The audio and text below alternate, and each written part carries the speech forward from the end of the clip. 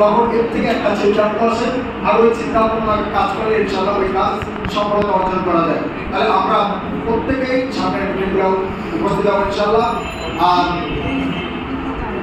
ঈদের দিন আসলে আমি আমার সাহিত্যবন্ধকে আমি দায়িত্বশীলদের সাথে কথা বলার চেষ্টা করছি, হয়তো অনেকে পাই না, যাদেরকে পেয়েছি চেষ্টা করছি, তারপরে যাদের সাথে আমি কথা বলতে পারি না আমি আন্তরিকভাবে তাদের কাছে ক্ষমা চাচ্ছি, দুঃখিত।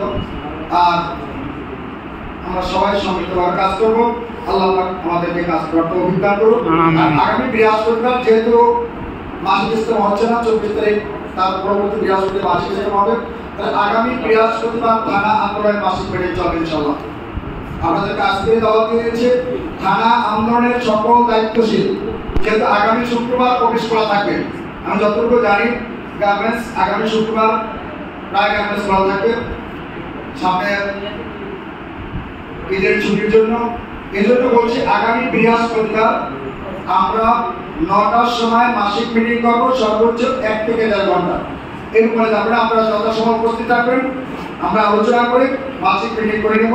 থানার সকল দায়িত্বশীল উপস্থিত থাকবেন এবং সুরা কমিটির যারা আছে সবাই উপস্থিত থাকবেন ইনশাআল্লাহ। আল্লাহ পাক সব